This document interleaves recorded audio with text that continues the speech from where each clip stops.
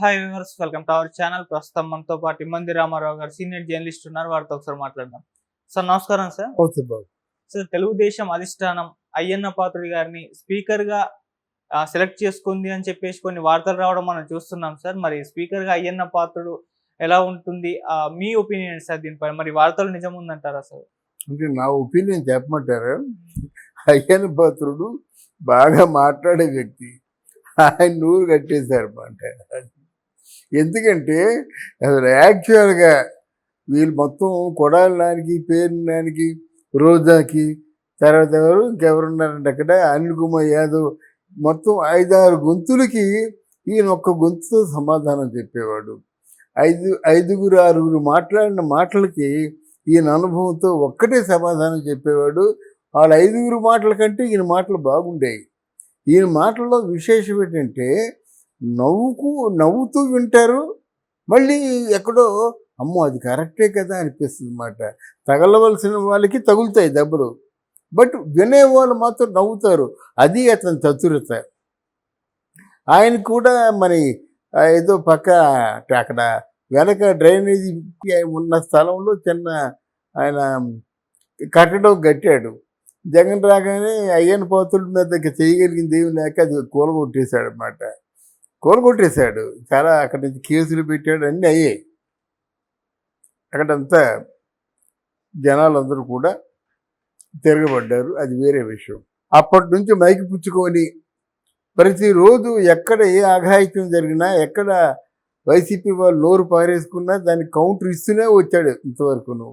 అలాగా తెలుగుదేశం పార్టీకి, జనసేన పార్టీకి వత్తాసు పలుకుతూ కౌంటర్ ఇచ్చిన వ్యక్తి రఘురామకృష్ణరాజు గారు ఒకరు. వాళ్ళు మర్చిపోకూడదు, ఎందుకంటే మర్చిపోతే చరిత్ర క్షమించదు. అయితే ఇక్కడ మరి దీనికి ఏదో స్పీకర్ పదవి ఇస్తారనే వార్తలు వస్తున్నాయి. ఆయనకి ఏదైనా మంచి పదవి ఇస్తే బాగుంటుంది. అయితే ఇక్కడ మనం ఆలోచించవలసింది ఇంకోటి ఉంది. వీరికి 5 సంవత్సరాల పాటు మంత్రి పదవులు కాదనుకుంటా ఇవి. ఎందుకంటే పార్టీకి సేవ చేసిన వాళ్ళు చాలామంది ఉన్నారు, చాలామందిని సాటిస్ఫై చేయాలి. కనుక ఈ 2.5 ఇయర్స్కే పరిమితం ఏమో అనుకుంటున్నాను. అలా అయినట్టయితే మరి ఈయన స్పీకర్గా కంటే మిగతా అంటే ఇంకా పనిచేసేటువంటి ఆ శక్తి సామర్థ్యాలు, అంటే ఆ చురుకుదనం ఉంది. శక్తి సామర్థ్యాల కంటే చురుకుదనం, యాక్టివ్నెస్ ప్రధానం అన్నమాట.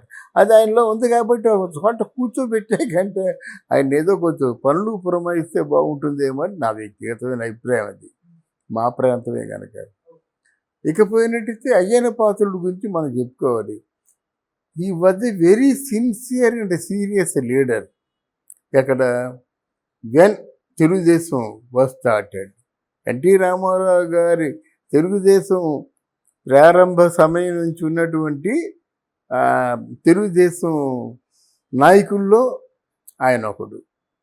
ఎవరు? అయ్యన్న పాత్రుడు ఒకడు, గోరెంట్ల బుచ్చయ్య చౌదరి, కొంతమంది ఉన్నారన్నమాట. అందువల్ల వాళ్ళకి తెలుగుదేశం ఆవిర్భావం నుంచి జరిగినటువంటి అవకతవకలు, సూక్ష్మంగా తెలుగుదేశం తాలూకు యావత్ చరిత్ర తెలిసిన మనుషులు మాట. వాళ్ళని గౌరవించుకోవాల్సిన అవసరం మనకుంది. తర్వాత అయ్యన్న పాత్రుల్లో జనం వెంట అయ్యన్న పాత్రుడు ఉంటాడు. ఎందుకంటే జనం వచ్చారు కదా, సహజంగా ప్రజలకి అందుబాటులో, అంటే పదవిలో ఉన్నా పదవిలో లేకపోయినా అందుబాటులో ఉంటాడు ఒకటి. మూడోది ఏంటంటే కొంతమంది హైఫైగానే బ్రతకడానికి ప్రయత్నం చేస్తారు, తప్పు లేదు. ఇప్పుడు మరి అశోక్ గజపతిరాజు ఉన్నాడు విజయనగరంలో, చాలా హైఫైగా ఉంటాడు అన్నమాట. 2-3 చెక్ చేసిన తర్వాత ఆ పేరుని కన్ఫర్మ్ చేస్తే ఆ పేరునేమో వాళ్ళ కూతురు చూసి రమ్మంటే మనం వెళ్ళాలి. దీనికి అలా కాదు. ఎవడైనా సరే మామూలుగా అరటిపళ్ళు అమ్ముకున్నోడు వచ్చినప్పుడు కూడా వచ్చేస్తాడు, ఎక్కడ ఏం జరిగిందిరా పద అంటాడన్నమాట. డబ్బు సంపాదన మీద ఎక్కువ దృష్టి పెట్టడు, కానీ ప్రజాసేవ మాత్రం బాగా చేస్తాడు. అంటే లేకపోతే ఈరోజు అయ్యన్న పాత్రుడు ఎక్కడుండాలో మిగతా వాళ్ళందరూ కట్టించుకున్నట్టుగా పెద్ద పెద్ద బంగ్లాల్లో ఉండేవాడు అన్నమాట.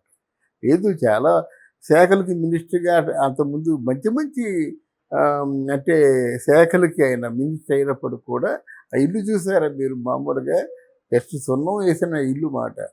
ఓ భారీగా ఇల్లు కట్టారు. ఒక 300 గజాలు, 400 గజాల్లో ఇల్లు కట్టుకున్నారు. మన పల్లెటూరులో పాత ఇల్లు ఉంటుంది కదా! అలా ఉంటుందన్నమాట. కొద్దిగా వెడల్పుగా ఉంటుంది. అంటే ఆయన వ్యక్తిత్వం గురించి చెప్తున్నానన్నమాట. అంటే ఏమిటి, స్వార్థం ఎక్కువ లేకుండా. గురజాడ కూడా అదే చెప్పాడు కదా! సొంత లాభం కొంత మానుకు అని చెప్పాడు కదా!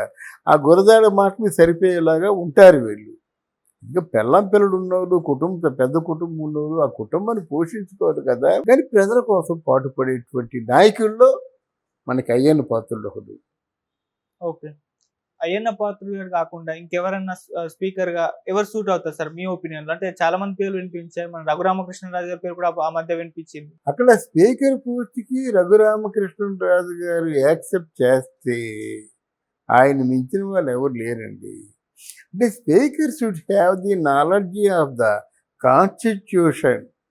చట్టం తాలూకు పరిధులు, చట్టం గురించి అంటే పరిపూర్ణంగా కాకపోయినా మొత్తం 3/4 తెలిసినా పర్వాలేదు అన్నమాట. ఎందుకంటే వాళ్ళ నాయకులు మాట్లాడుకుంటున్నప్పుడు ఆయన వాళ్ళని బుల్డోజ్ చేయాలి.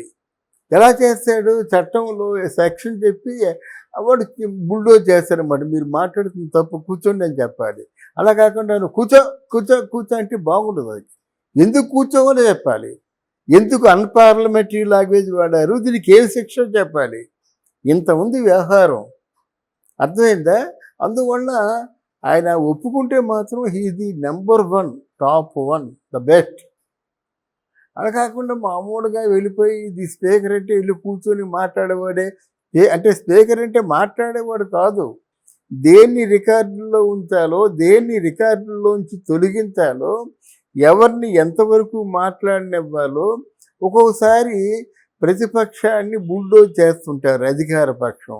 అప్పుడు ఏం చేయాలంటే అధికార పక్షం అయినప్పుడు కూడా ఎంత పెద్ద నాయకుడైనా మీరు మాట్లాడుతుంది తప్పు, ప్లీజ్ సిట్ డౌన్ అని చెప్పాలి.